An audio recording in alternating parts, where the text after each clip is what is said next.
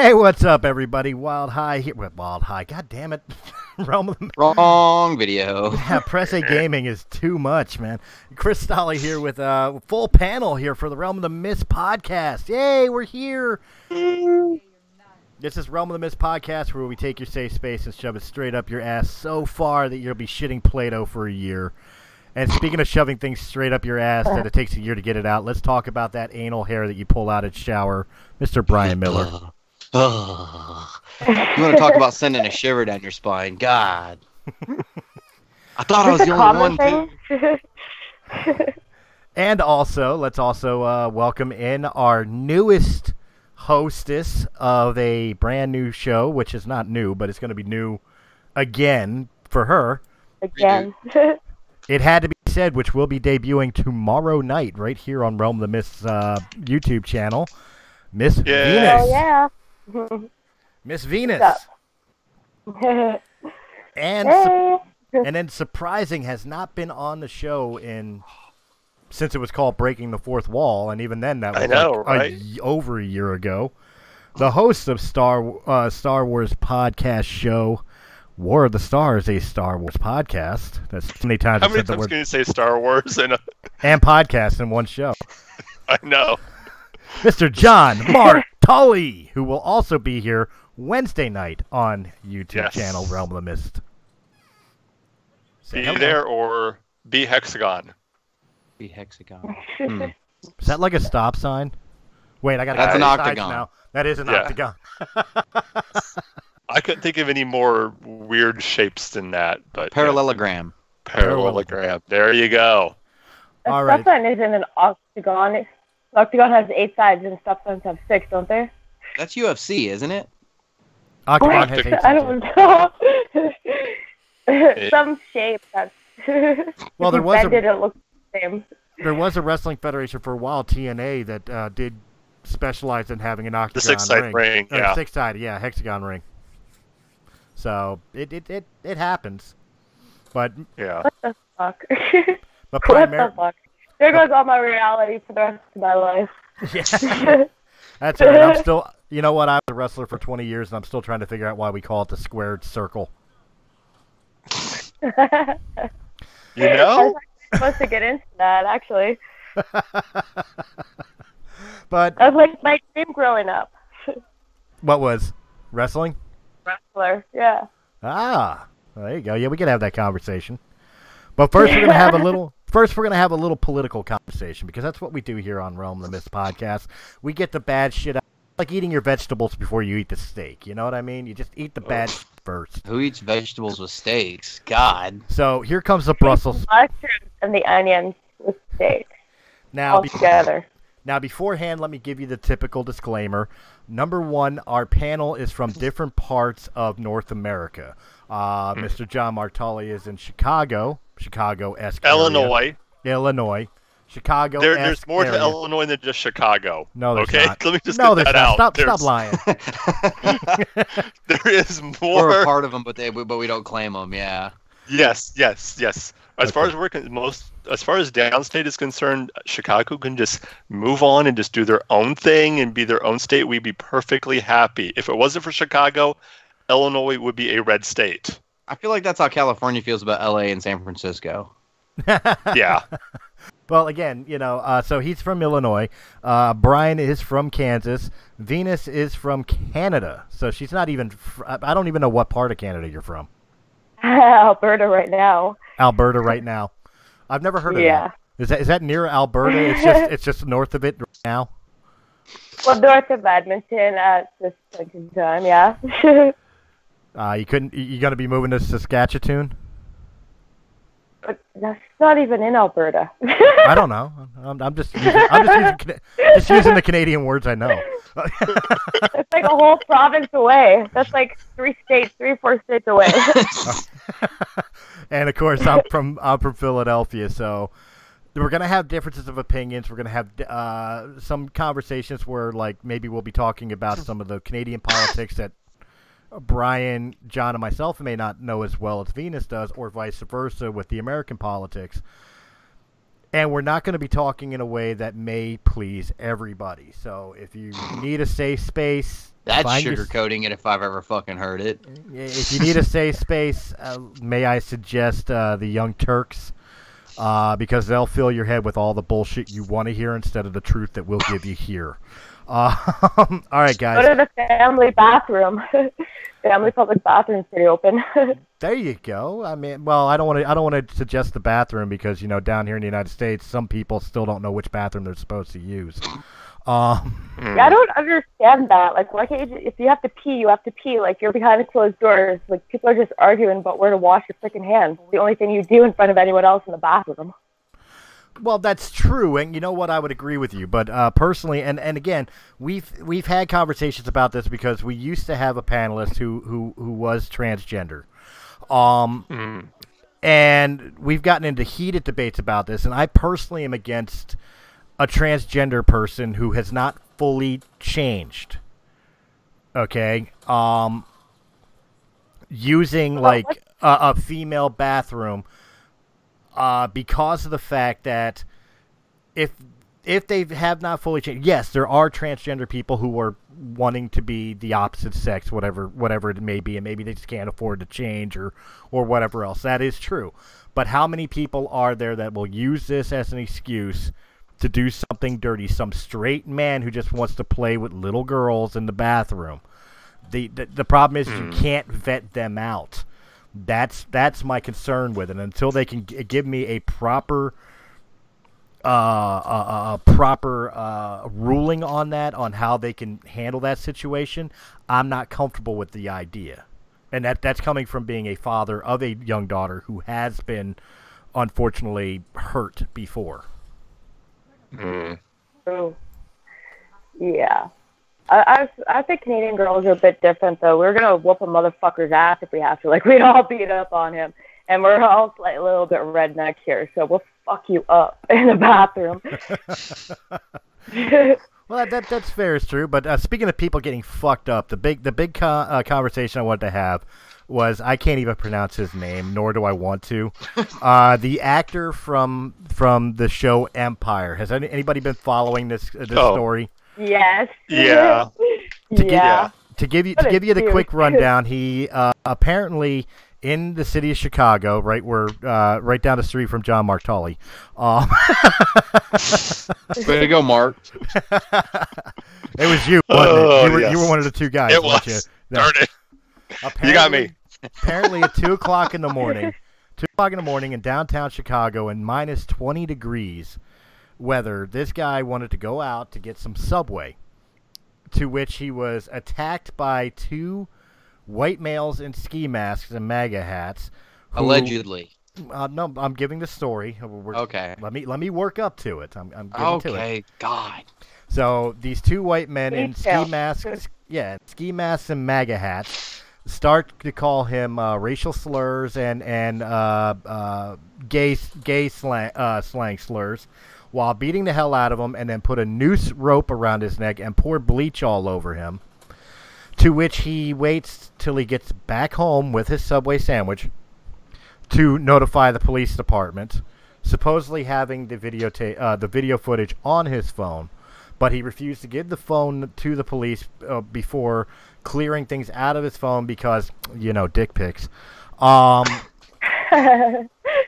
Well, today it has come out and been confirmed by his brothers that he had actually, in fact, hired two black men to impersonate two white males, beating him down. And he's now being investigated for lying about the hate crime that he was claiming that had happened. Guys, how can we... the big question I'm going to ask you... First off, do you believe that this was a hoax just to get attention? And if so, how can things like this...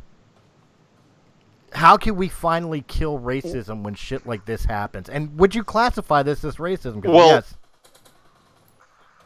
Go ahead, John. Well, my thing is this: and it seems like it's leaning towards this actually being a hoax. This is going to be, it's like the boy who cried wolf syndrome. eventually there's going to be an actual race, attack of something like this happening, and no one's going to believe it because of things like this, because of this guy. Next time there is an actual, attack where a black man is attacked by white people, and it turns out to be a racial attack, people aren't going to believe them because idiots like this are around. So I don't see how it helps any. All right, Venus. Well, I was in withholding evidence, obstruction of justice. So there's a charge right there to pile on top of the list of charges that he may be facing. Lying about that, wasting police officers' time, blah, blah, blah. I mean, there's like a whole fucking courtroom of charges that this guy could be facing for just fucking around with people. Why people do that? Like, I have no idea. Well, it would have been pretty smart though, but have your phone ready before you're gonna hand it over. Well, one of the big things that I've heard from it now, I'm taking it from local news sources, so I kind of take it with a grain of salt with the way news has been nowadays. But apparently he did receive real negative emails or something of that nature, or something in the mail on set at on the set of Empire, and he did report it to police apparently. So they do know about this long before this little incident, but nobody took it seriously. So this stunt was to try to bring more attention to that fact. However, it has also been reported that his character is getting written off the show.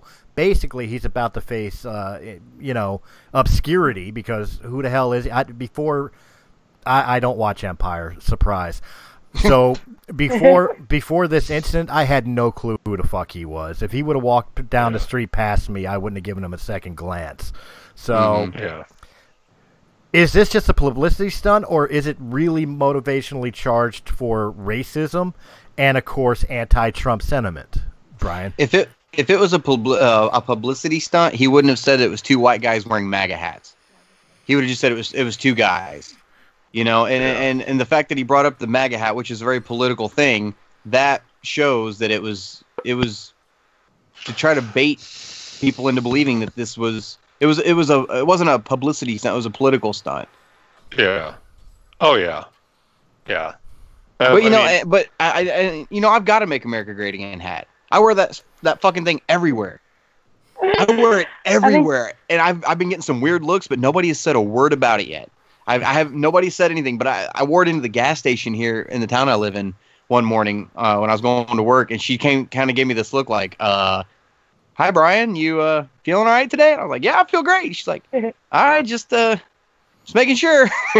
Like, she didn't know what to think, and I don't care. So I'm just waiting for somebody to fucking say some shit about me wearing mine. It's weird. I mean, that I find it weird. I mean, especially being Kansas, I would think Kansas would be a very pro-Trump area. We just went blue. Our governor just went Democratic. Oh. So yeah, we're fucked. Well, the big thing I've noticed with the MAGA hats, with the people who attack Trump supporters, it's always some skinny kid or some woman that gets attacked.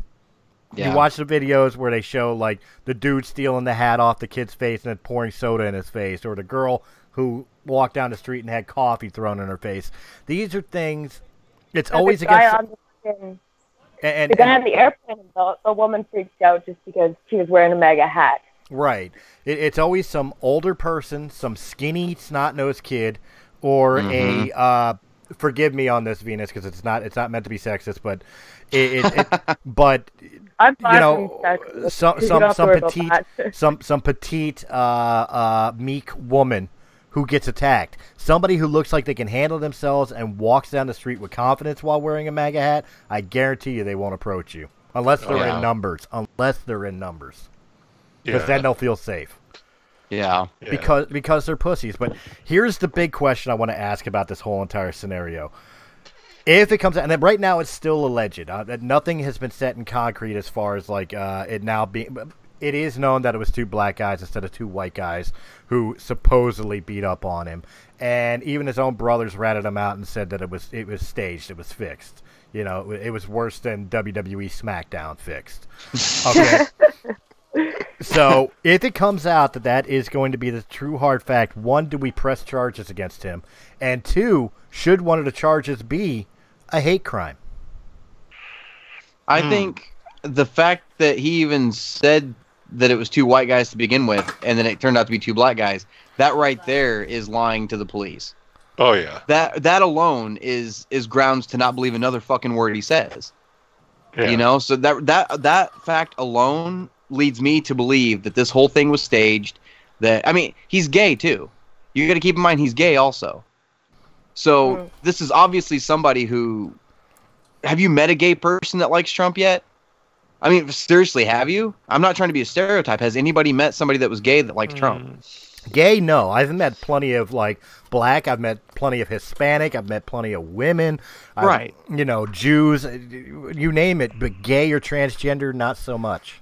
Yeah, you know, so this is one of those things. And then the fact that he said that they were wearing MAGA hats, that just goes to show, you know, that that's, oh, this is MAGA country. What? I have yet to see a white guy say this is MAGA country. You know how many conservative pages I follow on Facebook? I have never heard this is MAGA country. So while we were talking, we do have Agrodad Gaming tuning in and hanging out with us. How you doing, Agrodad? He has stated in that he's checking in. What's up, ladies and gentlemen? I'm gonna read back through because we were going through here. So he says, we get the shit that pisses or Brian Miller first. He gets amped up for the whole show. Can't change a chromosome. I'm sure he's talking about when we were talking about transgenders using the bathroom. Yeah. I hate this guy. This is how Democrats get shit done. They pay people to make them victims to further their own agenda. That is absolutely 100% correct. Real negative emails. Welcome to the internet, the glorious place where people can slander you anonymously and without recourse. Fuck this guy. And finally, I have one too, Brian. I wear mine and I open carry my 357 Magnum. Fuck yeah, you just became my new best friend, brother. So Fuck yeah. There we go. There you go, right there. So the long Did we just become best friends? I think we did. So there you go, right there. It's pretty much is the consensus. I mean, yeah, I myself have never met anybody gay, lesbian, bisexual, transgender, or whatever other alphabet is in that acronym.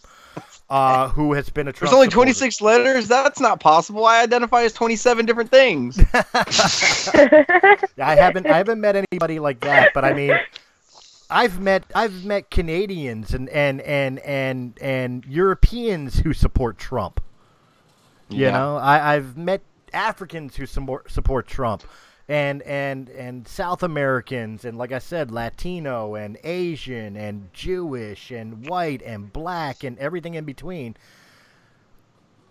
The problem is that I think this is one of the biggest, and maybe I'm wrong on this, and I'll get your guys' opinions. I think the problem isn't so much Republican versus Democrat, although it's supposed to be Republican versus Democrat, or at least that's the argument they try to choose.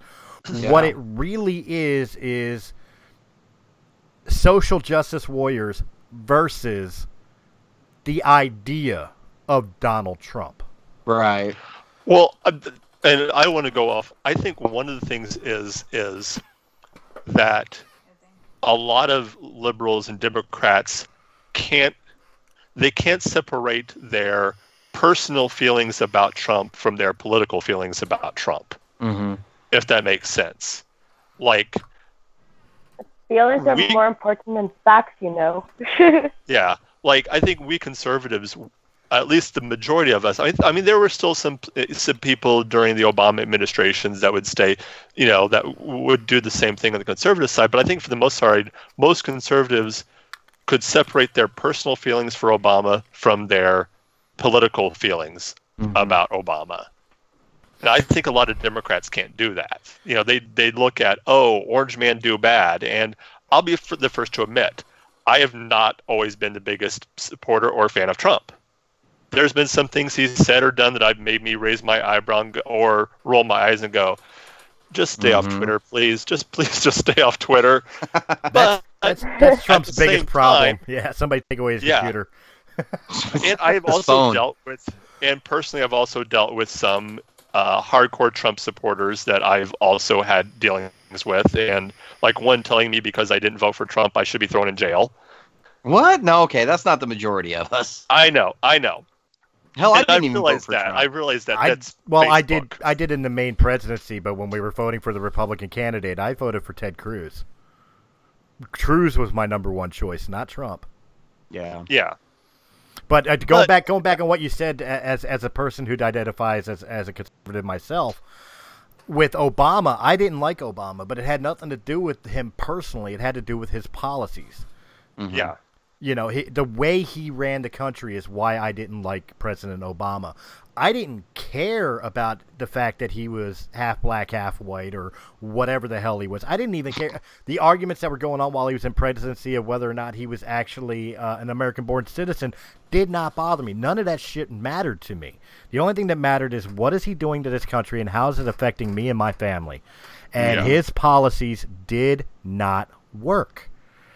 Mm-hmm. Nobody wants to hear that, but it's the God's honest truth. I don't care if his skin was white or had melanin or, I don't know, if he painted himself gold every Thursday. It doesn't matter to me. It does not matter to me. What mattered to me was, is he doing a good job? And the answer was no. Yeah. Exactly. And to be completely honest, and I'm gonna throw Venus to the wolves here for a minute to get her into this conversation. A perfect example of somebody who would be like the poster child of like probably should be the next John F. Kennedy in the world would be the prime minister that she is dealing with right now, Justin Trudeau, who, if you looked at him, like I said, if you looked at him on a poster, you would think this guy's got his act together. He's the right choice for Canada, but every policy he's coming out is putting Canada worse and worse into terrible. You can explain it better than I could, so go ahead, Venus. Oh, yeah. Well, Trump said he compromised the national security of the USA. He's not making any tariff deals with him. He's like raised tariffs. Yeah, what just happened just last week or something, the FBI from the USA actually came into Canada to fucking arrest some terrorists planning a fucking bomb attack in like somewhere near Toronto. Yeah, we have an open border policy. So people complaining about you guys Trump putting up a wall. You guys are lucky as fuck your fucking president cares about you guys, because ours is just like, we're bringing in ISIS terrorists. Yep. No fucking joke. Yeah.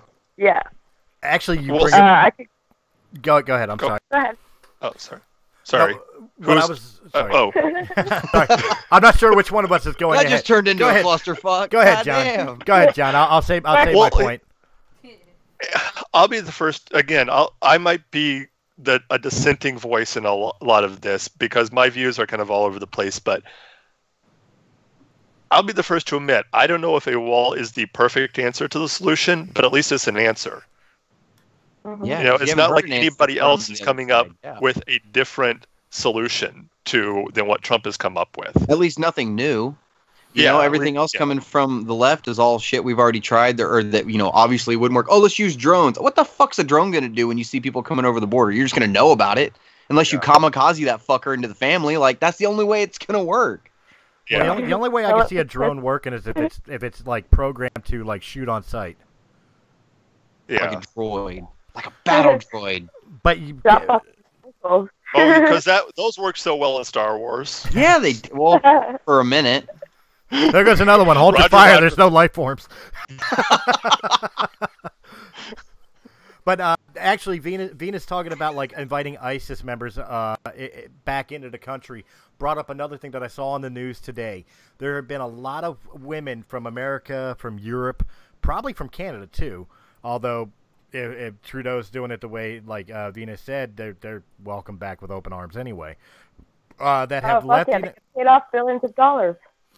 Who went out, left the country, denounced their citizenship to the countries, be it Canada or not Canada, United States or England or whatever the case may be, and married ISIS soldiers, and are now asking to be allowed back into the country, saying, "Oh, I made a terrible mistake." This was on the news tonight. One lady, I don't remember her name. She was from the United States. She went there. She married a soldier, had his kid. He got killed. Married another soldier. He got killed. Married another soldier. He got killed. And now she's in the territory down in that ISIS held that we just took over. And now she's trying to claim she wants to come back to the United States because her life is in danger and that she made a mistake. My question to you guys. Should she even be allowed back in, or should she be considered a traitor and be absolutely refused citizenship? Remember when we used to hang traitors and shoot them? Yeah, I do. That's your answer? That's my answer. Yeah, no, that's that's my answer. Once you join ISIS, you're ISIS for life, aren't you? Like the ISIS fighters coming here, they're not even denouncing their ISIS terrorism. They're just saying that they deserve to get a free fucking handout and get to live here in Canada. And Trudeau's saying, yeah, we're going to, what did he say? He's going to reintegrate them. Well, you're going to reintegrate fucking terrorists, wanted on the whole world's, like, wanted list. Reintegrate them. Like, they're not going to change. Like, they grew up that way. They grew up around bombs. They grew up with guns. They grew up doing this. They grew up doing that. You're not just going to, like, give them a place to live and be like, oh, here, you know what? The people you used to, like, rape and, torture and everything are your next-door neighbors now. Sorry, girls that we saved from Syria and crap. But here you go. Here's your new neighbors. Well, no, they're going to terrorize them even more because these women are already terrorized. Yeah. These people are already terrorized. The ones that, like, the actual refugees that are running away from these people, now they have them as neighbors. Well, it's the whole fucking... They have a whole handful of power right now. So, no, it doesn't help at all. Like, like, you can't just run away from that once you're part of it, or you get killed. See, and not only are they coming back and they're being welcomed with open arms, they're running for fucking office. What the fuck? Are we talking about that Omar girl? Yeah, like, are you fucking serious? You should see the NDP leader of Canada. He's supposed to be a Sikh. He's not a Sikh. He's, like, wanted in 50 different countries or something for terrorism. He's got the death sentence in 12 systems. He's like, who is he associated with? He's associated with Punjabis, which are supposed to be, like, the government of India doesn't even want to deal with these people. And Trudeau went and had lunch with them. And the Prime Minister of India is like, I want nothing to do with you. That's why he didn't have lunch with him. And they made a point to actually meet with every political leader that comes through India, but not Trudeau. All right, and Agrodad Gaming also responded to you, Brian, real quick. I'm 6'5" and 250 pounds. Nobody fucks with me. And yes, Brian, we did become best friends. Want to go to the garage and do karate? Fuck yeah! So there you go. Yeah. There you go. That's pretty much what I had on. Wait, I don't know. Wait, he's 6'2". I don't know if I want to do karate with him because I'm like 5'11" and like $180 max. Like, I'm not sure like that's a great idea. Hey, if it helps, maybe we can get a medium in here. I'm 6'2" and about 175, so maybe we can do karate. Me and Mark will team up on him. That's right. You hear that, Agrodad? Mark is offering to be your punching bag. What? Well, that's pretty much what I had on the political docket, guys. Is there anything else anybody wants to bring to the table as far as the news section is concerned? Agrodad says I'm game, by the way. He also trains in MMA. Yeah, I'm not fucking with you. No, you know what? I'm the guy that's gonna like put my hands out at you and go Hadouken whenever I'm trying to fucking fight you. Look, I got it, man. I will go toe to toe fireballs. I will go toe to toe with you, Agrodad. I've got no problem with it because have the surefire way of making sure you cannot harm me. It's called the bitch roll. I learned it in high school, okay? Oh, I thought is that where you just pull your pants down and just go full raw dog and they won't touch you? Wow, dude. That's all you got to do. Dude, seriously, somebody's like what prison threatening you. have you been to? If somebody's threatening you, just unbuckle your pants and pull them down, dude. Go full wang. They ain't going to touch your ass. Okay. Oh my god. What prisons have you been to, man? You've dropped the soap one too many times. No, the bitch rolls. I just go in the fetal position to protect my head. What the fuck? Jesus, here's an Obama right doll. there. Here's an Obama doll. Please show me where they hurt you. Oh my god. Wow. This train didn't just come off the tracks. It jumped off the damn bridge and fell off the edge of the flat earth. Yeah, this podcast is hitting the rocks. Let's see if we can get her back into some deeper water. What else you got? This podcast is now sponsored by Amtrak. Amtrak. At least I haven't said anything yet this episode to make Chris go, the thoughts and views of Brian Miller do not reflect those of Realm of the Mist Entertainment. That happens once in a while. Agrodad says, chugga, chugga, chugga, derail. Oh, wait. He did say, hard to say Hadouken when I'm choking you out with my own arm. True story. Jesus. True story. Jeez, what else you got on the docket, Chris? I'm starting to wonder if we got to get Brian Miller a PFA against Agrodad right now. Protection from abuse. I'm good. Now, this is the part where I was asking everybody else if they had anything they wanted to bring to the table as far as like world news or political points before we step into the world of entertainment. Let's get into the world of entertainment. Yeah. I'm ready to talk about some stuff that makes me happy. Okay, well, let's talk about things that make you happy. Let's talk. Well, we're going to talk about things that make you happy. We're going to talk about Batman, and we're going to talk about Wolverine, and all the other great like superhero. All right, we're going to talk characters. about things that are supposed to make me happy. Supposed to make you happy. And perfect casting and how it's worked out for everybody so far. We touched on this. We touched on this a little bit last week. But it's really going more and more full detail, and you guys have now seen it with your own eyes. It is not set in stone yet, but he is the leading candidate to replace Ben Affleck. Robert Pattinson taking on the Cape and Cowl as the Cape Crusader. God, now I got the thin line. now guys, did anybody else get heartburn when he said that? It hurt a little bit, you know. Adam West is rolling around in his grave right now. Oh Christ, yeah. I was just thinking about him in spandex. Well, as I said, I've seen when we posted the thing up there, I've seen that some people are defending. It's like, yeah, he was garbage in Twilight, but because Twilight is garbage. But remember that he was liked in other films, so he's not that terrible of an actor. And of course, the film they tried to bring out was Harry Potter. It's like, are you fucking serious? The only thing he did right was die, because that's how his personality is, just rigid and stare off into space and do nothing. This guy can't act. Like I said last week, this guy can't act as Robert Pattinson. You expect him to play a dual character like Batman / Bruce Wayne? I'm not buying it. Yeah. What do you got? He played an epic role. He shouldn't really be playing another epic character. Like, you're gonna look at Batman and be like, oh, look, it's fucking Sparkling Edward. Just associate that with him. Doesn't make sense. Like, I have to like reprogram your brain to be like, oh no, it's Batman. No, he's still a fucking twinkly fairy. Okay.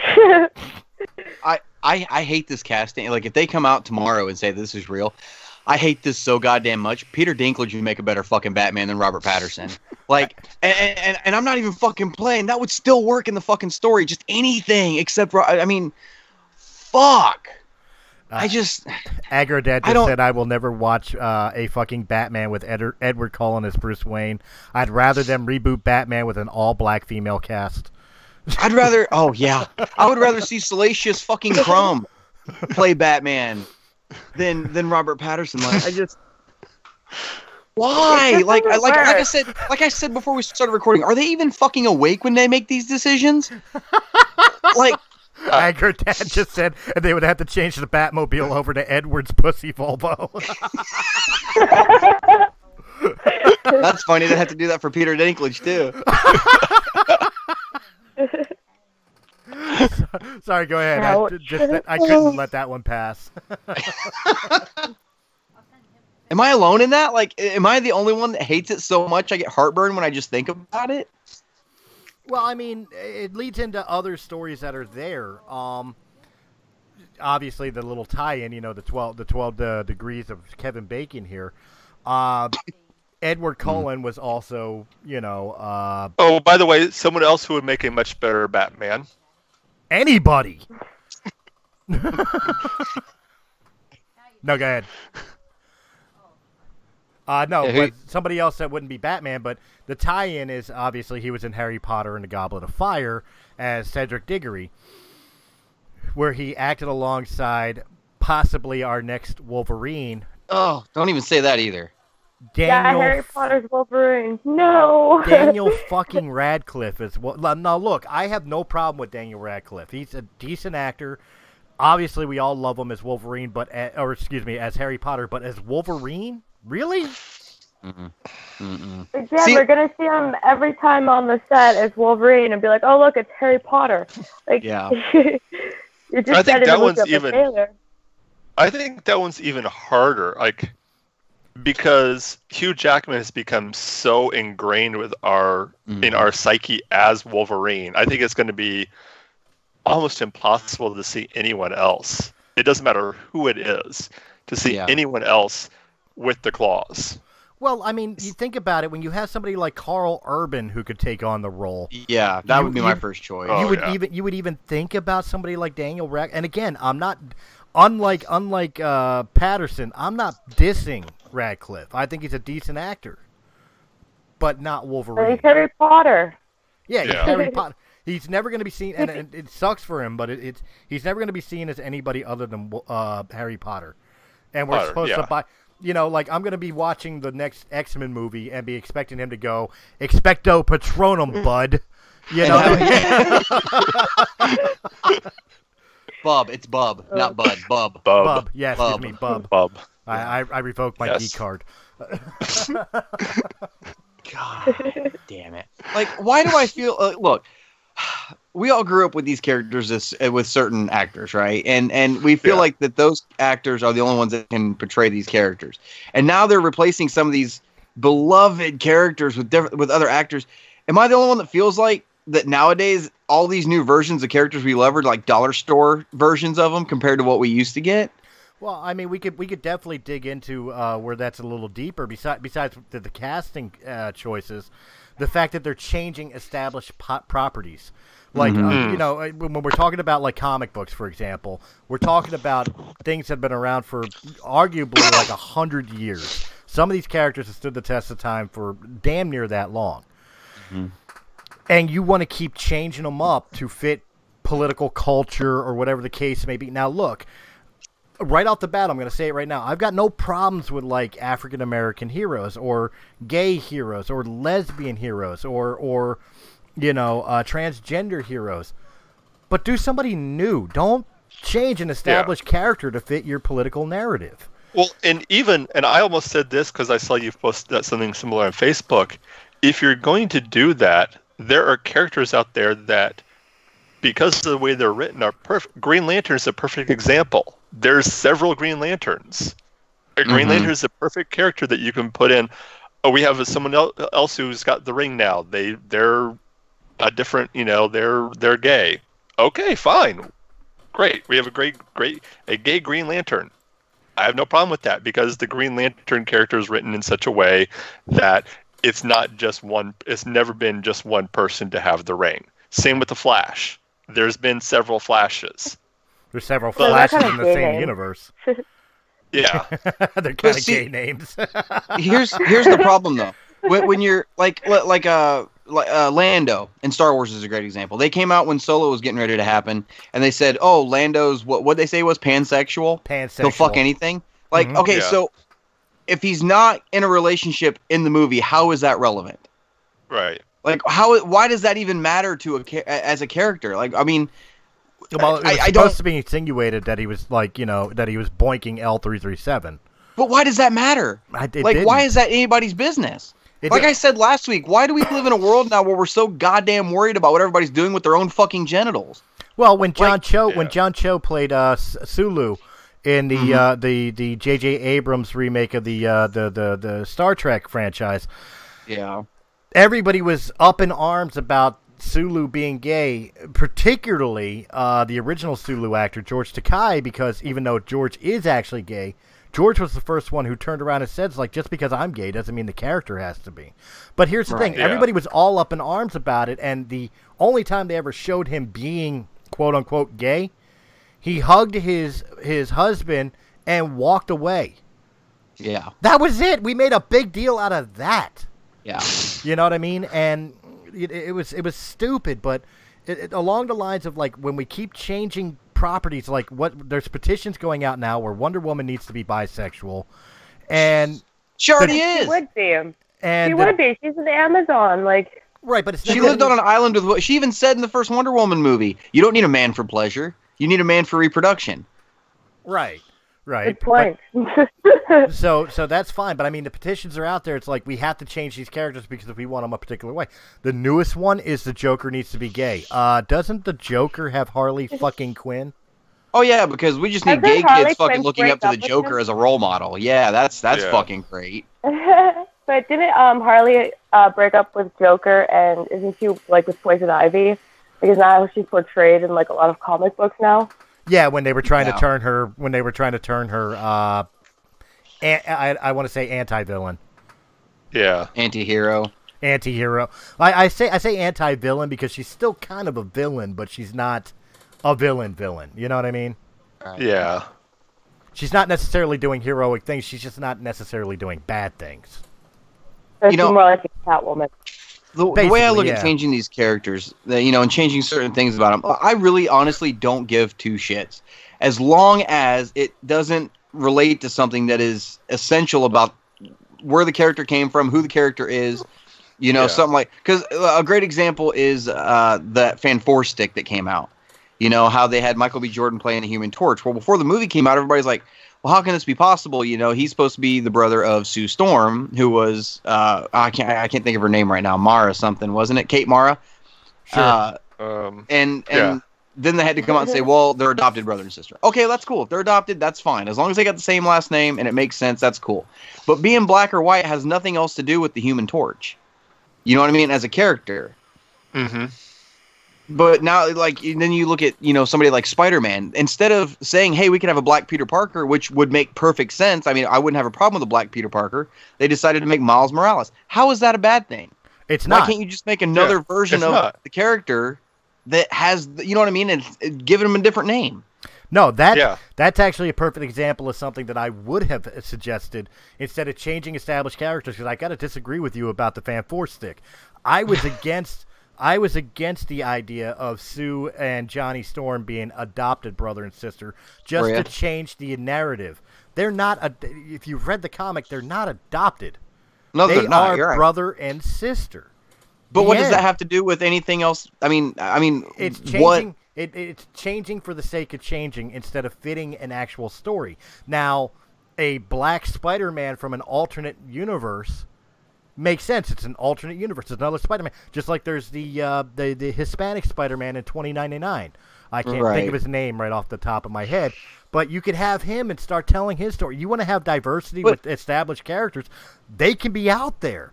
But see, here's the thing. Especially in the comic book universe, you have multiple universes or multiple Earths, depending on which franchise you're looking at, you know, that you could do these things without changing the original stories.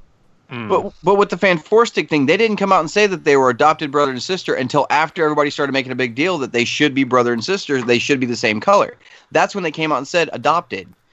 And all they did was cast the person that made the most sense in that role. And then they went, oh, fuck, they are brother and sister. As long as they were raised together, they're still brother and sister. But the fact that one's black and one's white has no bearing on any story that you could possibly tell with the Fantastic Four. That's why I don't have a problem with it. Have you seen that movie? I have. I've never seen a movie with a pivotal derail moment like I did that movie. I will agree with you. I will agree with you that the narrative of them being adopted was the least of that movie's problems. Yeah. Oh yeah. No, I remember everybody was talking shit on that movie, and I was like, man, what's so bad about this? I'm gonna watch it just to find out. And like an hour in, I'm like, oh, this isn't so bad. And then it hit, and I'm, oh, there it is. Like, that was it. Is it possible, not to go off on a tangent, but is it possible to make a good Fantastic Four movie? Because it hasn't happened yet. I still argue the fact the first two weren't that bad. The first one more than the second one, but the first one really wasn't that bad, in my mind. I mean, was it Oscar worthy? No, but was it at least like Blade level decent? Was it better than Daredevil or Elektra? Sure, Elektra. Yeah. You know what I mean? I think Kevin Feige would do all right with the Fantastic Four in the MCU as long as they don't go in the same fucking route they're doing with Captain Marvel and just make 3 of them fucking women. Which I have no problem with women characters. I have no problem with that. But you know what? It's the after fact. Like it's like all the things that she's going to, and it's like, well, I don't want white men there, and I don't want this. Bitch, you're a fucking actor. You get paid to do what you're told. Shut the fuck up and take the money. Like, you don't have a political say. You get paid to shut up and say what we tell you to say. They are dancing monkeys. That's all actors are. I hate to say it that way, but they are dancing monkeys. No, you're absolutely right. And that goes back to something that I personally have been saying, like, pretty much every podcast I'm on, is I go to movies, I go to concerts, I go to read a book or whatever else for an escape of reality. Mm-hmm. I want to escape the politics. I want to escape the realities of everyday life for 2 hours, for an hour, whatever the case may be, however long the particular entertainment I choose is. Right. Keep your fucking politics out of my entertainment. This is my escape. If I want politics, I'll turn on the news. I'll go on YouTube where it's everywhere, including on this show. But when it comes to actual entertainment, when I'm going to pay $20 to see a movie, I don't want your political agenda shoved down my throat. I just want to go be entertained for 2 hours and walk away going, wow, that was a good movie, or wow, that was garbage. The end. Yeah. You know what I mean? Yeah. No, I no, actors are just with acts. I mean, has Hollywood it's actually a good kind of middle ground we could have conversations about. Before we do, Agrodad Gaming does say Tom Paine as Batman. And then when we were talking about bisexual Wonder Woman, he says, I volunteer as tribute men for reproduction.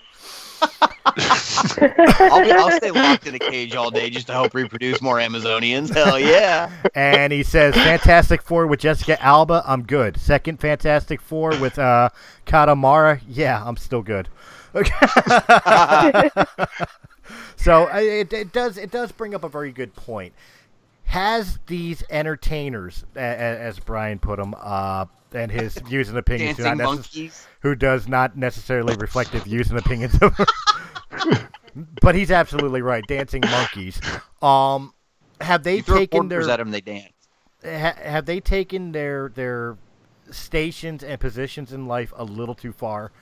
I mean, so. Have they gone, for lack of a better term, have they gone power hungry to the point where they think they actually have the power and the say to sit there and jump on every award show and yell "fuck Trump" or "fuck all white men" or whatever the case may be that they're shouting out there? That they have a right to do so because they're better than the rest of us, and we should follow them because they're better than the rest of us. Well, they don't get paid to think; they get paid to read and do as they're told. Why the fuck should their fucking voices matter off the set? Like, we would like them as actors and we like them in their roles in movies. Yeah. Like, them personally, we don't give a shit. I don't think they realize that much.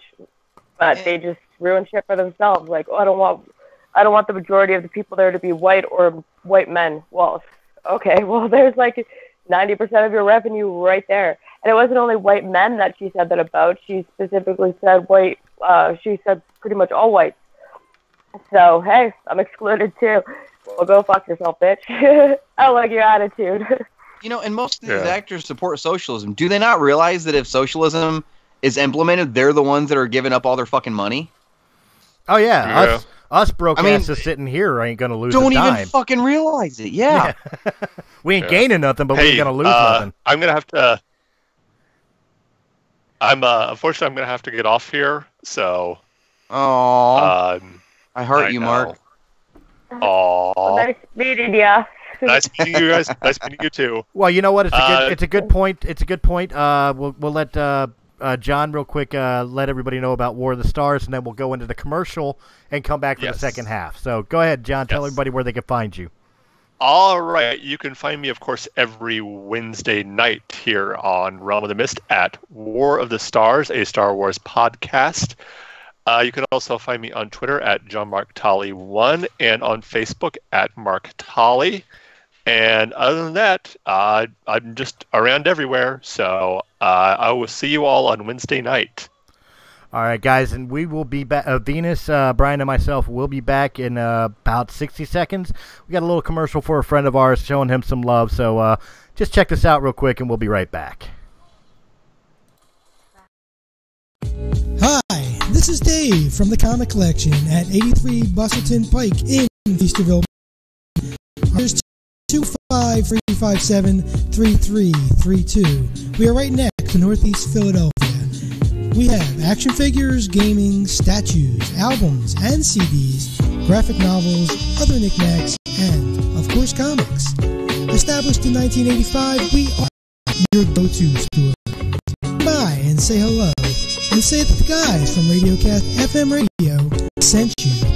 The address again is 83 Bustleton Pike, Feasterville, Pennsylvania, or call 215-357-3332.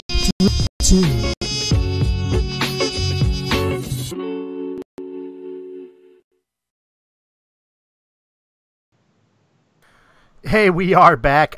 Venus had to step away for a minute. She will be back, but Brian Miller and myself are still here.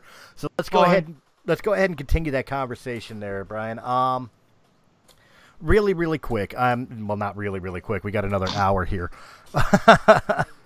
But really quick. It's like you don't know me at all. Yeah, right. Well, here's your chance, man. Lay into it. Right where we were about whether they're taking their jobs or stations in life a little too serious. I think so. I think they get egotistical because they think they're better than everybody else. And, you know, that's not the case. That's just, I don't think they realize that we're the ones that pay their paychecks. You know, you don't shit on the people giving you money and expect them to not turn around and want to kick you in the face with a cinder block, you know? Like, it's, I don't know. I think they've decided that they want to, you know, use their, and I've seen the phrase too, their position of influence. You know, you're not in a position of fucking influence. You make a movie. People think you're cool. That's why you think you have this, you know, influence. And there's no such thing as celebrity political influence. At least there shouldn't be anyway. No, absolutely not. And welcome back, Venus. Hi. Hello. Hello. Yeah, it was a short commercial. That's okay. I tried to make it quick. That's all right. So, but we're just picking up where we left off. If you want to throw in your 2 cents about like whether or not they've taken their positions in life and their let's put it as it is, their blessings in life a little too far into thinking that they have more power or say than they should. How about they start a fucking charity then? Actually do something instead of just talking. Yeah, they're all constantly talking shit about Trump. I don't see them donating their fucking paychecks. I don't see them standing there on the fucking border themselves and saying, no wall. Like, we could just build it around you like the Great Wall of China and have bodies encased in it. Like, go right ahead. And instead, they're living behind their own walls. It's just one big, it's just one big hypocritical culture. They're definitely paid off by the Democrats. That was going to be my next question. I was literally just about to ask, do you think it's really their own views and opinions, or is it somebody handed them a paycheck and said, hey, say this? I think that happens more often than you fucking think it does. Yeah, definitely. The elite all work together, whether it be producers or politicians. And then they have their little puppets who are just actors who She's supposed to be influencing us. Oh, bitch, you're making me sick. Blech. Yeah, Agrodad said it straight out. No guns, but they have armed bodyguards. No walls, but they live in gated communities. Yep. It is the hypocrisy. It really is. And again, this is supposed to be the entertainment part of the podcast instead of the political. We already did the political part. Yeah. But today, in this day and age, it's hard to separate one from the other. Mm-hmm. You know, because it's been thrown in our face so many times. And like I said, I don't care what side of the aisle you sit on, whether you're, lean left, lean right, if you're center, whatever the case may be. If that's your point of view, that's your point of view. But why do I have to have my point of view shoved in your face, or shoved in your face when you don't want it, or if you do the opposite to me? Like in this podcast, it sounds like social raping. It really is, because let's put it this way: in this particular podcast, if you don't like what I have to say, first off, I'm giving you an open forum to say you don't like what I have to say. But if you really don't like what I have to say, just don't watch. Yeah. Just don't watch. But when it's in every form of entertainment, and you're indoctrinating people into your way of thinking and doxing people who disagree with you, that's a problem. Yeah. That's a problem. What are people like myself supposed to do with all this extreme liberalism around me? What am I supposed to do? Just not watch TV and movies and music? Well, am I supposed to have no form of entertainment? No. Here's the problem. All right. People don't realize, and it goes for us too. People's opinions don't fucking matter. Our opinions don't matter. Their opinions don't matter. I mean, we put our opinion out there. If you want to listen to it, you can. But our opinion doesn't fucking matter. It's no different than somebody else with an opposite opinion. But like you said, when you start shoving it down somebody else's fucking throat, what the fuck? Like religion. And religion. The thing is, people have been raised to believe that their opinion matters. That's the problem. Everybody has been, oh, no, you're somebody. You're always going to be somebody. You matter to everybody. This is what happens when people get fucking participation trophies. This is exactly what the fuck happens. You don't know how to lose. You don't know how to lose a fucking election. You know what I mean? Like, and I had this conversation the other day with somebody on Facebook. They tried telling me, well, Hillary won the popular vote. We should be a democracy. Okay, well, okay, look, you're right. Hillary won the popular vote. You're right, she did. But you know what else happened? She also quit before she lost. So she could have come back and won the Electoral College. She quit. Trump's still president. Oh, well, here's poor muffin. Here's the other deal too. Even if for the sake of argument you lose, okay? I'll equate this to when my Philadelphia Eagles won the Super Bowl. When you lose, whether you agree with the loss or not. Okay? Yeah. And you go and you shake the opponent's hand, and that's the end of it. You wait till the next time to try again. That's what the New England Patriots did. They lost to the Philadelphia Eagles. Bill Belichick and the rest of the team went over and shook hands. Hillary Clinton is Tom Brady. Yeah. Ran off into the locker room crying that he lost. And then spent the rest of the season, the following season and year, talking about how that loss didn't count. Yeah. You lost. Well, it did count because you lost. You lost. But the difference between Tom Brady and Hillary Clinton is that he didn't quit.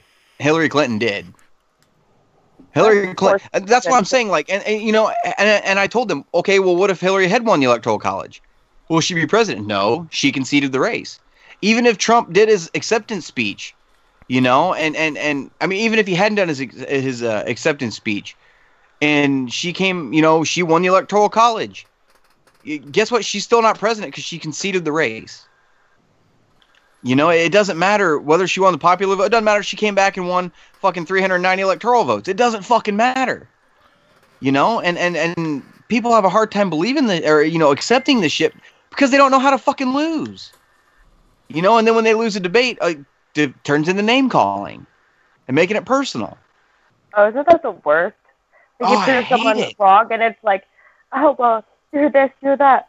Well, okay then, buddy, but you still have to live with the facts at the end of the day. I'll be all the bitch and the fucking whatever the fuck else you want to call me, but you still lost, so deal with it. Yep. Well, see, that's the thing, and Agrodad actually stated it on here, too. Hold on, I accidentally closed it out. Let me pull it back up. Way to go. You had one fucking job, Chris. I had one job. There it is. People's opinions don't... the red button. But it's so shiny. People's opinions don't change. If you feel there should be no wall, there's nothing I can do or say that would change your perspective. So why argue over it? You're absolutely right. But the problem is it isn't so... Don't silence me, Chris. God damn it, you're not fitting my narrative. No, he's absolutely right. My problem isn't the fact that people... It isn't even so much the problem that people want to argue over it. The problem is that you don't want to have civil arguments over it. I don't care if somebody has a different opinion than me. As really long as that opinion is, educated and it's not ignorant, and they actually have, even if you know the facts and you say, well, I still don't think that's a good idea. Cool, more power to you. But when you sit there and say, the facts are facts, and then you give them the facts, no, those are alternative facts. Fuck off. Well, facts don't change. Well, that's my point. Is that if you want to have a debate, even if it's not an educated debate, there's some people who just feel what they want to feel and believe what they want to believe. If you want to have a civil debate with me, fine, great. But when I don't agree with you, don't turn around and call me a racist or a misogynist or whatever else. Start slamming my family or whatever else. None of that shit has anything to do with what we're talking about. You know what I tell people when they call me a racist? I tell that to my adopted black daughter. Yeah, right. Yeah, I don't, but oh, like, oh yeah. That's always been one of my major issues with the way things have been going nowadays. Is that it's either agree with me or you're this, and this. And no. Even in this conversation, in this podcast, we do turn around and we do very much lean right because most of us are conservative by nature. That doesn't mean I don't invite you to share your opinions, your beliefs. I want to hear what you have to say. If you think I'm wrong, I want to hear why. If you think I'm misinformed, then educate me. Yeah. But save the hate shit for somebody else because I'm not that guy. Yeah. Well, last year we had provincial elections in Ontario, and I was voting conservative, and a bunch of my friends were voting conservative too, and someone's like, well, all liberals should just kill themselves. So actually me and this girl actually became pretty good friends, and she was transgender, and she's like, well, why don't you go kill yourself? And I'm like, oh, and I'm like, well, who are you voting for? And she's like, well, liberal. And I'm like, well, that makes sense because, they are going to help you. They're directed towards helping you. You're going to get more free medical. You're going to get more LGBTQ whatever rights. They're doing that for you. Of course you should be voting for them. They appeal to you, and they're going to reflect upon you. I'm like, I have children, and we have a corrupt system, so obviously I want liberals out of here who made a whole sex ed curriculum written by a freaking pedophile. Yeah, I want that out of here. And you know what? She respected it for the most part. I respected her, and it was just like, well, we got to do what's best for us, but I don't have children, and I don't have boobs and a penis, so I don't understand your reason for doing that, but I get it, and I respect it. Well, that's exactly... It ended there. Agrodad says, I will sit down and talk to anyone. I will explain why I do and say what I do. But when I say something that you don't like and start attacking me personally, I'm big, wear camo, I have guns, I must be a bigot. Fuck you. Yeah. When someone calls me a racist, I say, no, I'm not racist. I hate everyone equally. That's a good answer. Well, here's the Solid. thing. Here's the thing. If everybody wants to sit there and say racism, it's been proven that there is absolutely no difference between anybody on this planet. Male, female, black, white, yellow, pink with purple polka dots. We're all part of one race, the human race. I'd say there's something wrong if you're pink with purple polka dots. Yeah, you might want to see a doctor, but... Might need to go get that checked out. That's a skin condition you don't want. Jupiter syndrome. That sounds like measles. Jupiter syndrome. But, you know, the fact of the matter is that we're all one race. We're the human race. Why is? Yeah. Please explain to me. Like, you know, I know this is going political, and it wasn't supposed to, but we're going. I know we can't have a conversation without getting political. But it's going to bring me back to it. It's going to bring me back all the way around back to the first conversation we had. Why isn't racism dead? Why isn't it dead? We live in a world where women are just as equal as men, where blacks are just as equal as whites, where Asians are better than all of us. Let's be completely honest here. Mm-hmm. Where they are, where Hispanics are primarily some of the hardest working people on the freaking planet. You know, like, let's be real. Why is racism still a thing? Mm-hmm. Is it really a thing, or is it just a made-up thing? I think it's a thing, but I don't think it's as big. I don't think it's as rampant as the left would make you believe. Because if it was as rampant as the left would lead you to believe, you wouldn't be able to look out your window without seeing a white guy beating the shit out of a black guy on the street. It would be physically a black impossible. guy being a black guy to beat up a black guy to say it was a white guy. Yeah, no, I mean, yeah, it would be physically impossible. If it was as bad as the left would lead you to believe that it is, that it's just running rampant and every single person that's white and their white privilege is getting in the way, hates black people and hates anybody who's a different color, that, oh, hey, he's got a sunburn, fuck him, he ain't white. Like, it's, no, like, then we would all be killing each other. I mean, we would not survive. No, it's a fabricated war. Like, nobody can tell you that. Like, you walk down the street and see your Hindu neighbor, and you're like, "Hey, buddy, what's up?" Or, you know, anybody. Every time a black guy walked in the room, you'd see every white guy in the room breaking a glass bottle and pointing it at him, going, "Motherfucker, you might want to rethink this." You don't see that. Agar Dad joins the conversation. Venus would appreciate this statement. Pink with purple polka dots must be from California. Fucking anti-vaxxers. Then he says black people can call each other words that white people can't call them. The people who cry racism the worst are the biggest advocates for it. And then we have Trouble Llama saying hi.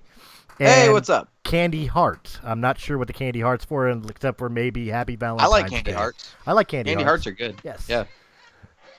Sorry, Venus, you were about to say something. I like candy. Oh, okay. I like all candy. I was just eating sweet tarts earlier. So.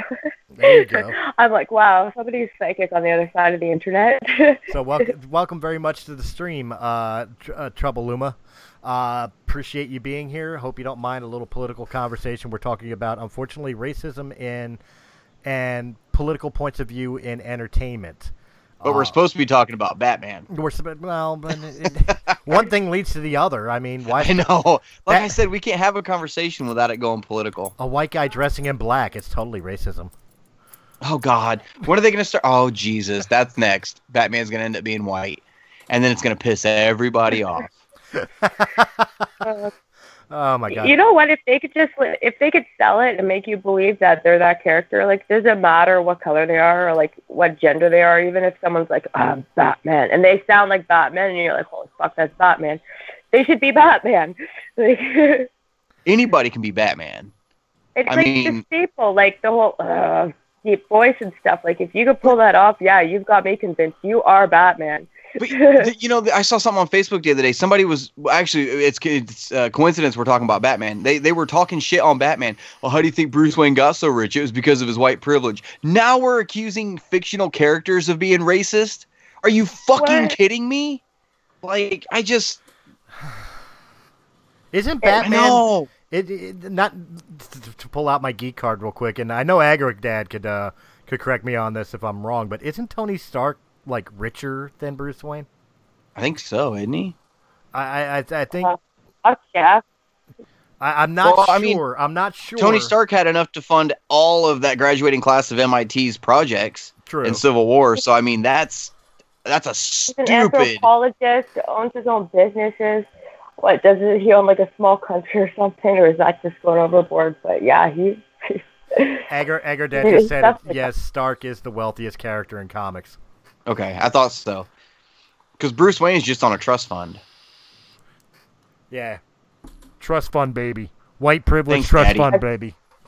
You know, and talking about Batman and talking about that for a second, one of the coolest things that I ever heard from Batman or had to do with Batman was when Arkham Knight was getting ready to come out. It was the teaser trailer for Arkham Knight, and it was Thomas Wayne reading the last will and testament of Thomas Wayne, how he was leaving everything to Bruce, and how he said he didn't want him to squander the money and waste it on outrageous suits and expensive cars, and it's showing him, you know, suit up as Batman and getting the Batmobile out while he's doing it, and he wanted him to help people with it. Like, it was just, if you haven't seen it, you got to go look it up. It's absolutely gorgeous to watch, but it's ironic too, that, you know, how he worded it and whatnot. But I don't know, It's absolutely seriously.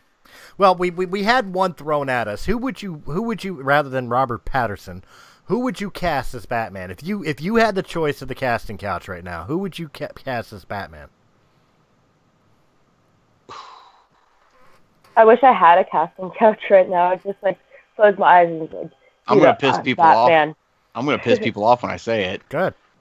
Ben Affleck. I would cast Ben Affleck. He's not even a good actor. I don't even like him as an actor. No, but I loved his Batman. Well, I thought he was the absolute best Batman I'd ever seen. Well, I'll go this far, and I know we used him as Wolverine already. I'm just gonna say Karl Urban again, and the reason I say that is look at his performance as Dredd.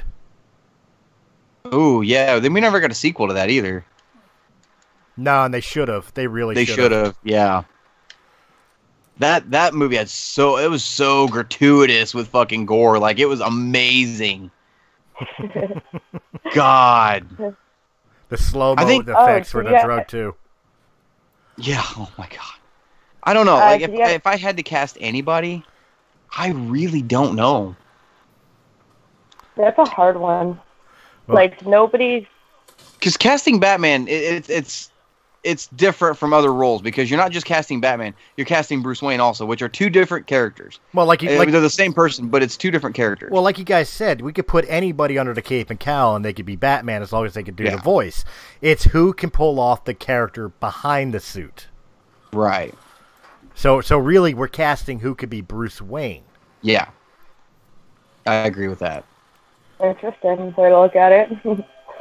Oh man, you get any kind of pretty boy. I mean, think about before Captain America came out, before they cast Chris Evans as Captain America, you could get any blonde-haired, blue-eyed American boy to play Captain America, and it would have fit just fine. You know, so I mean, you could get any pretty boy that looks like he's rich. Well, we could have gone back to the you could alternate cast instead of having a blonde-haired, blue-eyed white boy. Captain America has been black. Yeah. You know, when Falcon took over the suit and stuff like that, you could have started right there. You didn't have to cast Steve Rogers. Yeah. Oh man. Okay, wait. It might be off topic, but it's not. We were talking about Batman. I got a story for y'all. You're gonna love this. Okay. And an aggro dad might get a kick out of this too. A couple of years ago, I was at a bar in Ohio, and I was hanging out with some buddies of mine, and my buddy at the time was this huge Batman fan, and he had a bat boner, and I'm a Superman guy. And we were arguing about Batman and whatnot, and we started talking about the odds of a black Batman ever happening. And he was like, "Oh yeah, this has got to happen." And I, without even thinking, I just turned around and looked him dead in the eye and go, "Dude, if there was ever a black Batman, he'd be living on an EBT car down on Brower Road." Oh, Jesus Christ! And he just looks at me, and his face just goes pasty white. I watched the color drain from his face. And he just pointed behind me. I turned on. There's this giant black guy standing behind me, just staring at me. And I'm like, "Oh, I'm about to fucking die." Like, I was already like, Kirsty was there. She was like, "Oh Jesus!" And he just kind of looked at me and he nudged to the side. He's like, "It's true." He just turned around, went back to his drink. And then it's true. Well, see, you bring up a very good point again. Idris Elba was quoted as stating that it's time for a black and or female James Bond. He would make a good one though. Well, see, I half agree with him. Yes, I think it could be time for James Bond, because let's be real, everybody is confused on the character James Bond and thinking that it's one guy. No, it's a cover. No, it's a title. It's a title. It's a title. 007 James Bond is a cover for the person who is the acting agent with that agent's name and number. So you can have a black person, a Chinese person, a Hispanic person be Bond. That's fine. Yeah, there's nothing wrong with that. I disagree with a female Bond because it's James Bond. Not Jane Bond. It's James Bond. That doesn't mean that MI6 can't have a female secret agent that is a spin-off of the James Bond series. Right. I'm all for that, but as far as the character of James Bond itself, you got to kind of keep it male. I'm sorry. Yeah. Well, no, I think of like porn spin-offs like Jane Blonde. Right, you know? Okay, let me ask you this, Chris. I want to hear your opinion on it. Let's say, instead of Robert Pattinson being cast as Batman, they'd come out and said it was Idris Elba. Would you have a problem with that? Yes and no. Yes and no. Okay. This is nothing against him being a decent actor because he's a phenomenal actor. Oh, no, he's amazing, yeah. But Batman has been a white suburban kid from Gotham since inception. Right. Now, if you're talking about Idris Elba comes out as the new Batman, but it's, kind of the Batman Beyond syndrome where Bruce has passed on the mantle. And he's just picking it up. No problem. If you're saying Idris Elba is Bruce Wayne, no. Or even if he was Azrael, like Idris Elba would make an amazing Azrael. Did I say his name right? Sure. No. I'm there with you. If they wanted to give the cape and cowl to Idris Elba, I would absolutely be on board with it, except him being Bruce Wayne.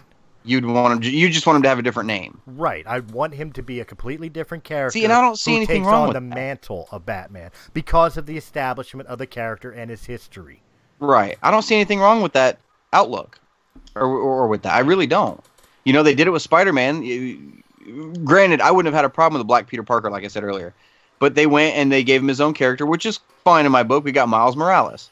And he's just as popular now, if not kind of more so, than Peter Parker is now, which I don't have a problem with, but I see where you're coming from. Just give him a different name and maybe a little bit of a different background, still be Batman.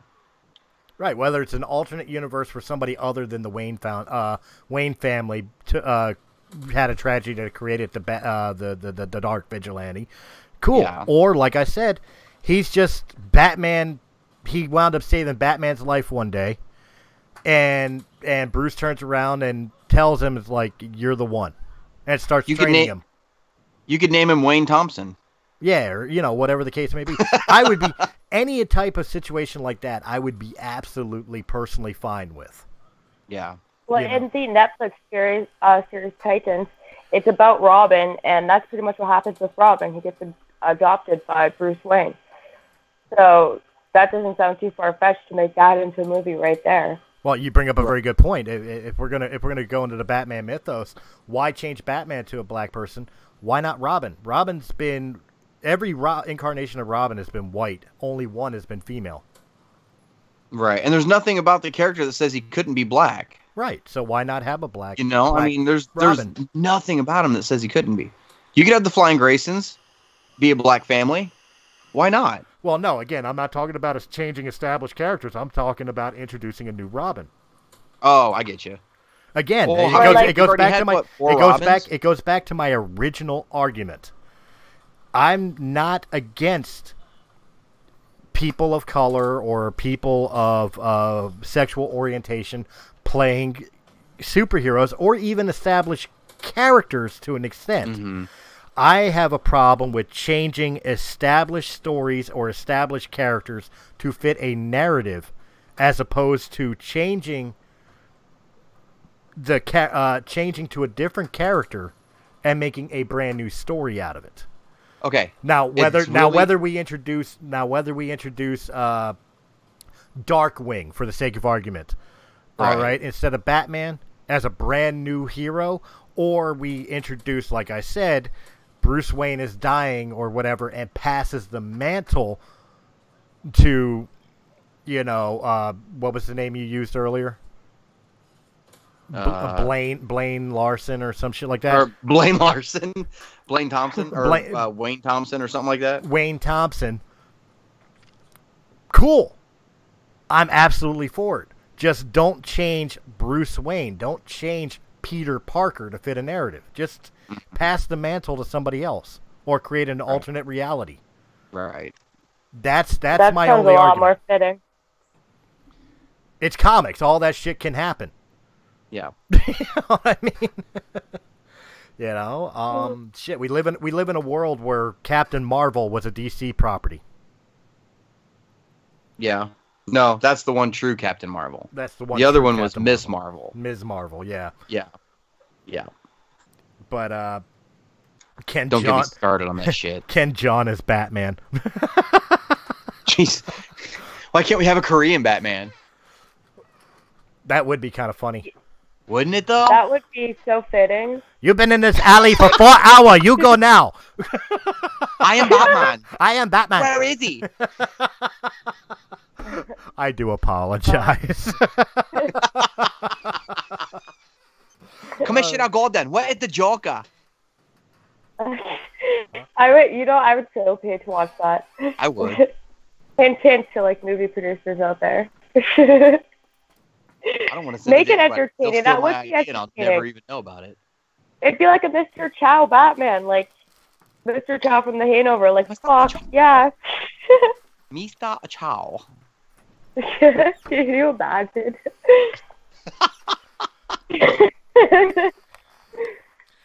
How about Batman? Damn. How about Batman with a speech impediment, like a hair lip? Oh wow! Yeah, Okay, that's more than a speech impediment. That's a physical disfiguration, and maybe I don't know. That could work. I'm just I would saying, rather why see not? Batman with a lisp. Well, that's just kind of like a nerve, and then the nervous stuttering too, because that would make sense. While he's yes. Yeah, because he's like a nervous child. He's like a nervous wreck. But then when it becomes Batman, he's Batman. So he goes from like. Yeah, he goes from like not even able to talk to I'm so sorry. God, now we're making like, fun of people's stutters. What the fuck is wrong with us? Like, what the? Where do we go wrong on these episodes, Chris? I don't know. It's because of the world we live in now, where everything has to become a politically charged point of view. You know, we really go off the rails. We used to sit here and just talk about entertainment and who we liked in movies and who we didn't. Now we have to talk about things like this, and quite honestly, I think it's funny. I think the biggest thing that I hope everybody takes away from these episodes, and not just my episode, because you think it's bad in Realm of the Mist podcast. I have it on good authority. Wait till Venus is controlling It Had to Be Said. I know she's chomping at the bit to let loose. You know, so my inner bitch is just like, I wake up in the morning and I'm like, just if you can't fuck it, fucking kill it type of mood. So That's an interesting attitude. That is, yeah. That's a dog point of view. If I can't eat it, fuck it or bury it. Or if I can't eat it or fuck it, I'm gonna bury it. Yeah, what is it? The two F's in life. Fuck it or forget it. There you go. But yeah, no, I've got like these crazy fucking bitch hormones right now, and I'm like just so many fucking like feminist stuff coming up and everything. It's like, this is not how women present themselves. This is not what the world is like. Well, I'm not having this shit. Well, let me ask you something. It's gonna be a little personal, so you don't have to answer if you don't want to. If you don't want the people to know in your personal life or personal business anyway. I'm kidding. Totally have to answer. You know, as people who've listened to last week's show when you were introduced already know, you are expecting. You're a mother of two, and you're expecting your third child. Yeah. Is this going to be your final child, or are you looking to have more? Oh God! If I could actually. She didn't answer real quick. Because it's a more extravagant answer than you're expecting. Oh, fair. But I guess I've thought of it all. I've actually wanted an army of children, and technically, you know, that's it's not morally acceptable to have an army of children. But I'm actually I'm about to enroll for a university for like early childhood care and teen work and everything, up to parole officer, PSW. Yeah, whole 2-year course for that. And I'm like, I'm going to open a daycare and I want to like foster kids. So I'm going to have an army of children regardless. So, yeah, no, it's not going to stop there. You won't have 4 kids and call them the Black Order. Tell them to go collect the Infinity Stones for you. Oh my God, my son would take that as a personal honor and life mission, like honor a woman. Ladies and gentlemen, ladies and gentlemen, Realm of the Mist would like to present Angelina Jolie. I'm gonna create them. I'm gonna adopt them. I will steal them if you leave them too long at the fucking mall. I don't care. if it's not tied down, it's mine. I licked it. It's mine. I licked it. It's mine. It's a child. You don't like a child. Speak for yourself. Well, I guess you can, because, like, I don't know, their hands get all sticky when eating lollipops and everything. Like, yeah, you know, you could get away with one lick if no one's looking, I'm sure. I was waiting for Chris to be like, Brian, you're not a dad. Whose kid are you licking? Well, see, that's what I was about to say. I mean, I'm the oldest of the group here. I remember, like, my mother's spit was like the chemical formula 409. You know, like it got rust off a car bumper. If I had a smudge on my cheek, I didn't get a wash rag. She licked her thumb and scrubbed. You know what I mean? So, acceptable licking children? I think it is. It's just how you're licking them. Well, I mean, sometimes you gotta do what you gotta do. I mean, if they got sticky fingers about to touch your TV, I mean. Look, if my kid had sticky fingers, there's no way in fucking hell I'm putting it in my mouth. Because there is no goddamn telling what that is. Well, see, now it's time to pick on Brian. Now it's time to pick on Brian since he doesn't have children yet. That I know. Yeah, I've had, like, my kids eating popsicles and stuff, and it's, like, going down their hands, and we're, like, out in a car or something. Well, I don't want to ruin my shirt, so it's like, well, okay. I don't have kids that I don't have kids that I know of. See, you're gonna learn shit. You're gonna learn shit. When you're a parent, you're going to learn shit. Venus will back me up on this. You'll find yourself asking questions that you never asked before. Like, who put Vicks on the Cheez-Its? You're gonna be learning shit like, I didn't know you could fit that many peanut butter sandwiches into a DVD player. Like, you're really gonna... You have no idea the world you're opening up. I really don't. Like, whose great idea was it to take someone's shoe and turn it into a boat and float it down the river? Like, why? Look, I'm gonna be the father you're gonna be able to watch natural selection happen in my family. Look, I'll end with you. There was a comedian, I don't remember which one it was, but there was a comedian who said it a long time ago. When you're a new parent, all you hope is that they're born with all their fingers and toes. Afterwards, you don't even want them to have arms. Because they can reach everything. On the walls, the worst thing ever. Oh my God! I'll just hang my kid from the ceiling by his back boat loop. That's what my dad did to me. And you turned out so well adjusted. I turned out just fine. You know, I thought about, like, inventions I could do to, like, make my children's lives more interesting and my own too. You know, nothing was like ethically moral that I could come up with, but I'm like, well, we could try this, but you're gonna tell on me. That's another phrase you'll get used to now. Don't tell mommy this happened. Don't tell anyone. Or oh my God, you're okay, don't cry, you're okay. No, there's no blood, there's not that much blood, you're okay. Don't tell mom. Oh, you know what? Like, I found that kids, like, they're born not knowing how to get hurt. Like, I've seen my kid fall, like, from extreme heights, and I'm like, oh fuck. Kid just laying there, and it's like, don't make a reaction. He'll just look up at me. It's like, oh, hey, look, you're okay. And they walk away like nothing. But if you stand there and you're like, poor you, oh my God, all of a sudden their bones are broken. Like, fuck. Yeah.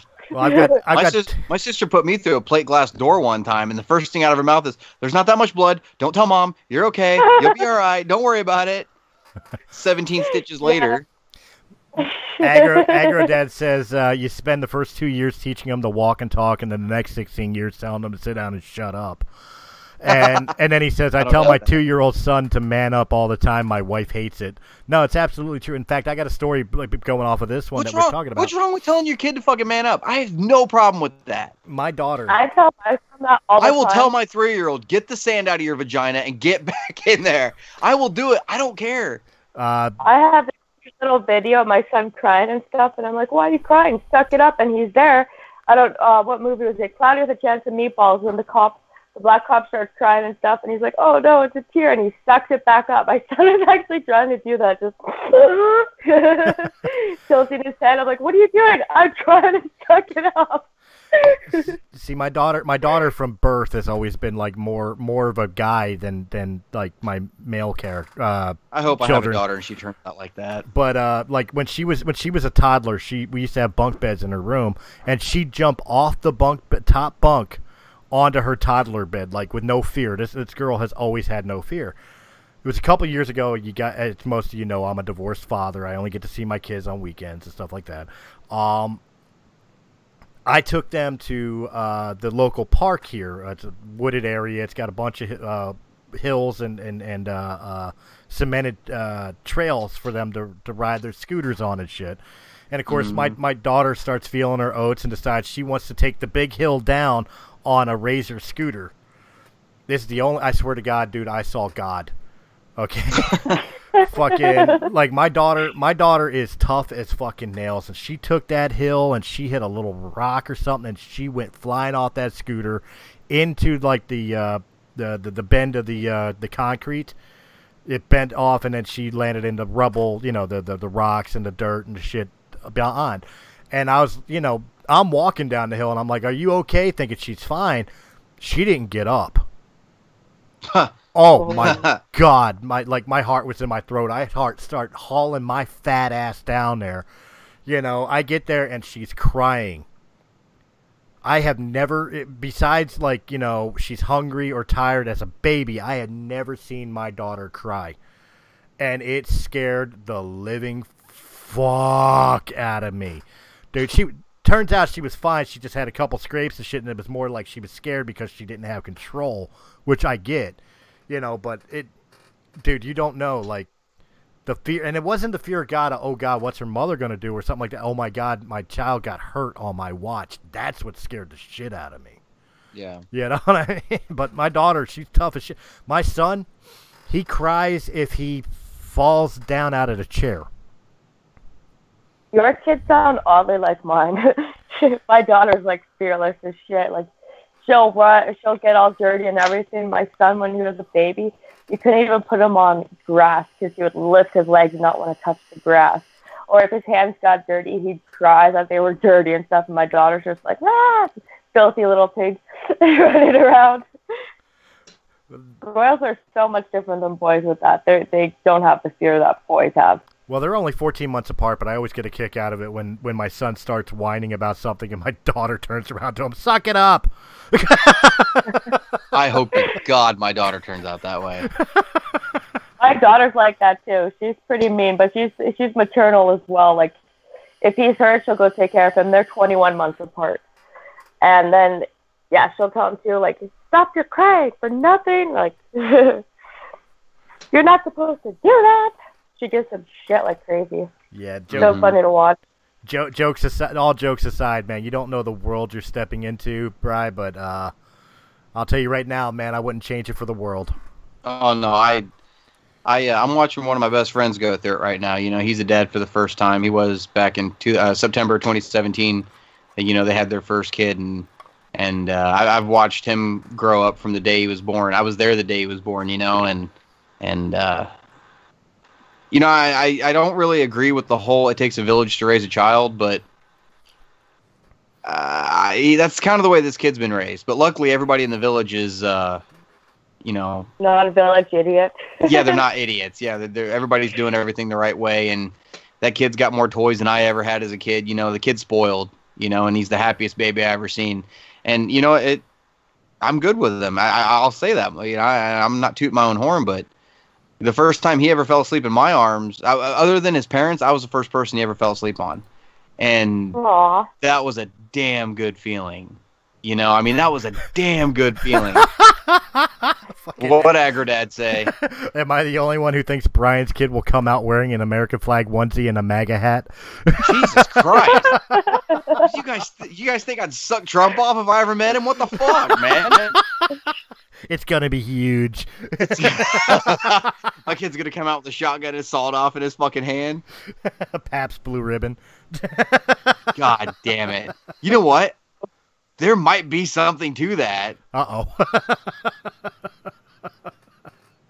Jesus Christ. That's entirely possible.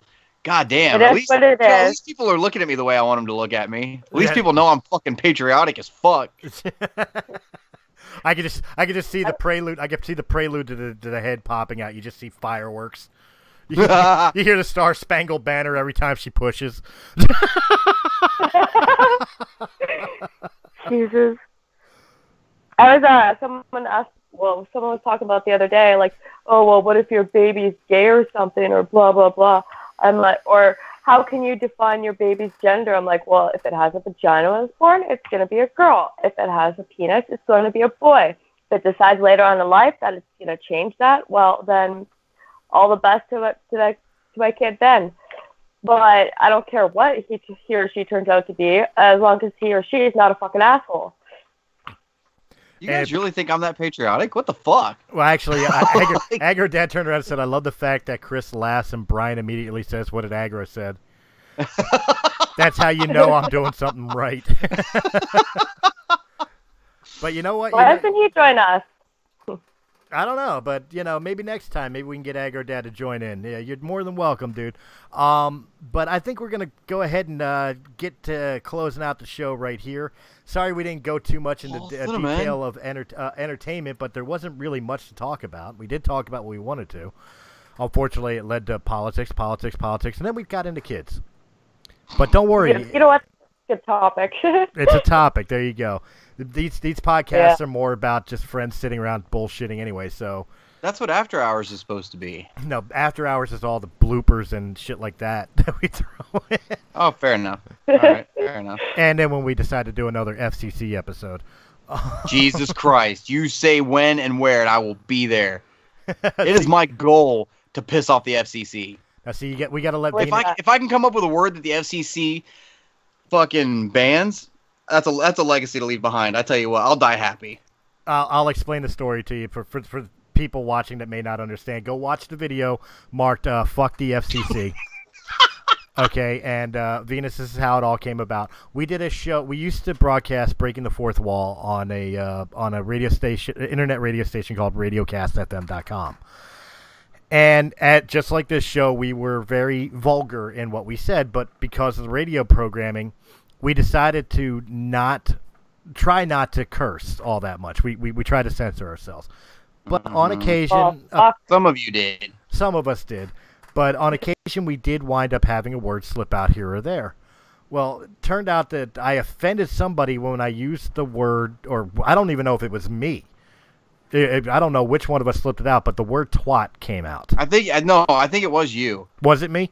Yeah, I'm pretty sure it was, yeah. Okay, well maybe it was. I don't know, but because I was the the quote unquote CEO of the company, it was my job that I had to give a formal apology to RadioCast FM's listeners for using the term that offended them. Bitches. So when the rest of the panel caught wind that I had to publicly apologize for the word twat, and I'm going to say it over and over again, twat, twat, twat, twat, twat, they got so mad that we sat down and recorded us looking up the words you can't say.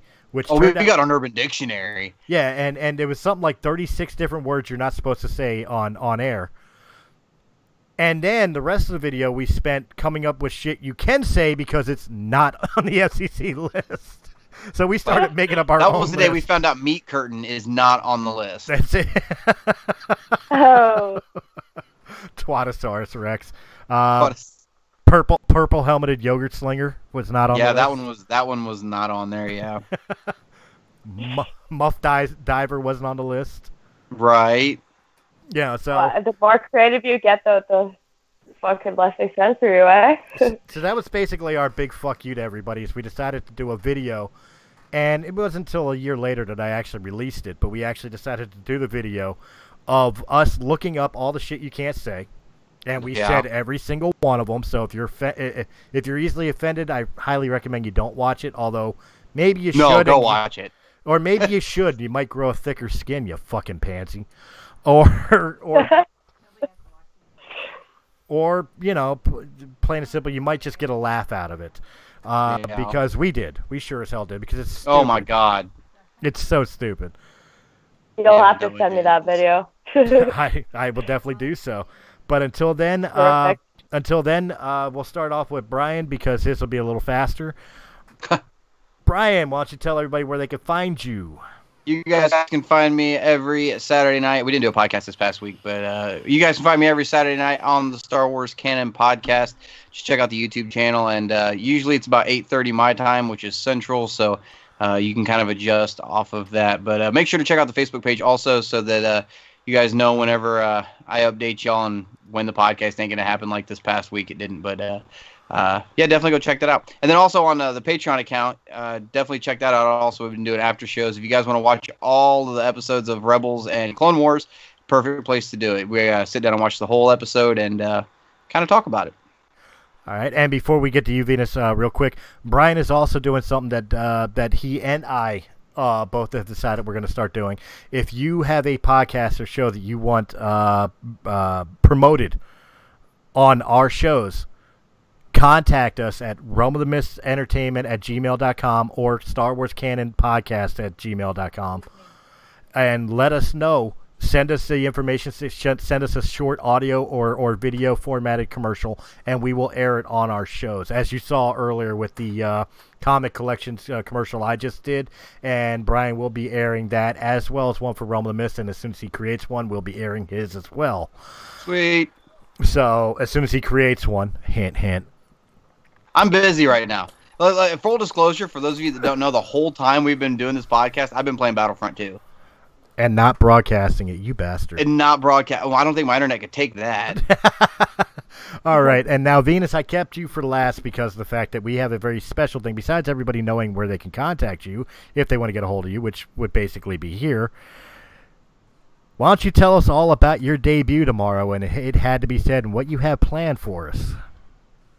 Oh, it had to be said. I've got some really angry Canadians that keep... you're on my Facebook. On the Solar Nova one. Yeah, you'll see a bunch of angry Canadians there. They've got a lot to say. I've invited a few people to join me for a few things to say. Usually I use my other Facebook account, Venus Chan. Find me there too. I don't accept friend requests from strangers, so just send me a message and say, hey, I heard you on Realm of the Mist. And then maybe I'll think about adding you. But yeah. Tomorrow, I plan a whole bunch of hormones and a whole lot of bitching. And, of course, I will be joining you because I'll be recording it and streaming it for everybody. But, Brian, you going to be joining us tomorrow? If my internet's working, I probably will. Right on. So we will be here. What time are we going to shoot for? 7 my time. Which so would be 9 your time? Yeah, 9 o'clock our time here on Twitch, YouTube, and Mixer.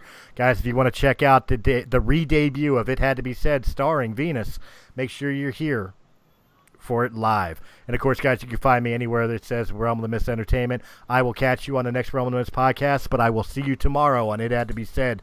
Guys, thank you very much. I hope you had a blast. I had a blast. If you did in any capacity, hit that thumbs up button, like, share, comment, subscribe. Check out all the other great shows of Press A of Realm of the Mist Entertainment. And, of course, all the video game Let's Plays from Press A Gaming.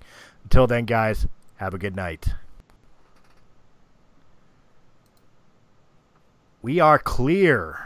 Dude, I am fucking pissing people off on Battlefront right now. I think we pissed a lot of people off in that episode. I think so. I found a glitch on Crate where you can get under this platform and pop up through it, throw grenades, and pop back down. They can't shoot you. Nice. Oh my god. I had the whole team trying to... I just went 11-0. Hey, since we did that, do you want to play some Battlefront too? Jen's playing Call of Duty right now, but girl. If she's done by the time, and you're still on, yeah, I'll play a little bit more with you. Kick her off. By the way, I'm sending this to anybody who wasn't watching the stream.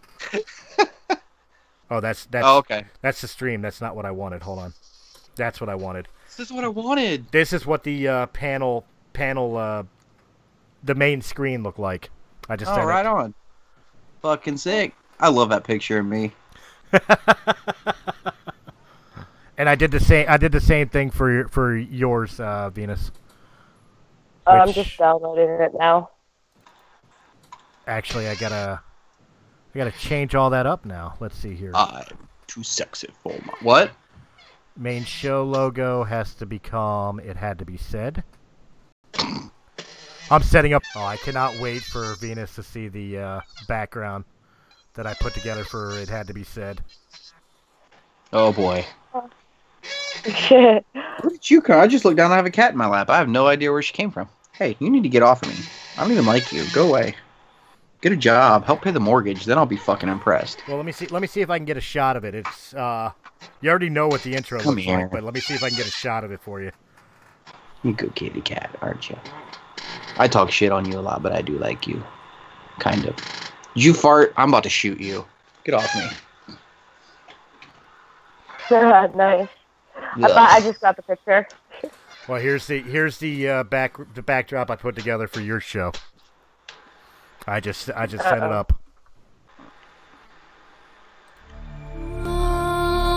What is that? A bunch of dead Iraqis? I typed in riot anime, and that's what I got. Oh, I want to see this. Are there nipples in it? No nipples. It's hard to distinguish what you're looking at. Well, again, it's taking a picture of the computer screen. It's like 3 or 4 dudes that like got the shit breathing beat out of them. Oh, okay, never mind. You said 3 or 4 dudes, and I was already like, oh, nope, never mind. Like, not interested. Oh, shit. I only saw 2 of them. Now I see the third one.